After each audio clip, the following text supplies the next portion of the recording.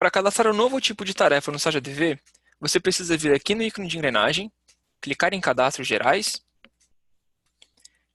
No lado esquerdo aqui você tem a opção de tipo de relatório, tipo de tarefa, desculpa. Para criar um novo tipo de tarefa, eu vou colocar aqui, nesse maisinho, e vou colocar o seguinte, enviar relatório.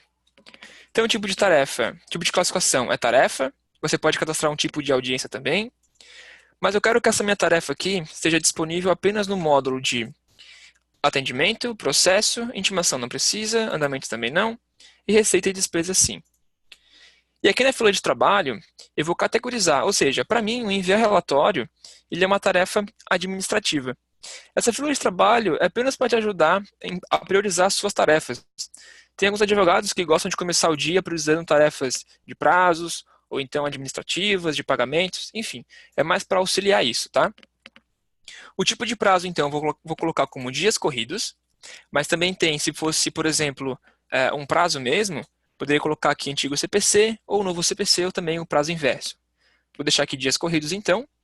E o próximo campo, eu vou dizer para o sistema como deve ser o comportamento dele, caso a data de conclusão da tarefa caia no final de semana. Então, por exemplo, vamos supor que eu coloquei a minha tarefa e ele calculou a data para aqui no dia 16. Só que dia 16 o escritório não abre, né, no domingo. Então, o que ele deve fazer? Ele deve prorrogar a minha tarefa para o dia 17 ou antecipar para o dia 14 na sexta-feira. Bom, eu prefiro que antecipa. Então, vou marcar aqui para antecipar. E o próximo campo é prazo padrão e prazo fatal. Eu vou permitir que o meu colaborador tenha até 4 dias para fazer a tarefa, mas se por acaso ele não conclua a tarefa em 4 dias, ele tem até 6 dias, que seria tipo a data limite, tá? Se, por exemplo, você está cadastrando um prazo, esse prazo fatal seria os dias de prazo que o tribunal dá, e aqui o prazo padrão seria o seu prazo que você determina no seu escritório.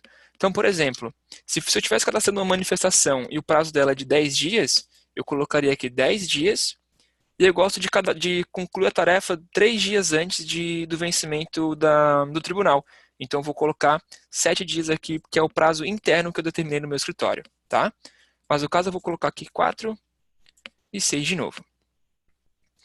Aqui nos dados adicionais, eles vão auxiliar também na hora de cadastrar a tarefa. Se você não sabe como cadastrar uma tarefa, nós temos um vídeo explicando também como funciona o passo a passo para você cadastrar uma. Aqui o responsável padrão, por exemplo, eu vou colocar minha estagiária. Então eu quero que sempre ao criar a tarefa do tipo enviar relatório, ele já preencha automaticamente o meu responsável. Então eu vou utilizar o campo de pré-definido.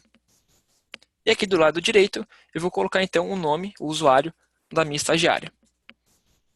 Essa mesma lógica de pré-definição também serve para o grupo de trabalho.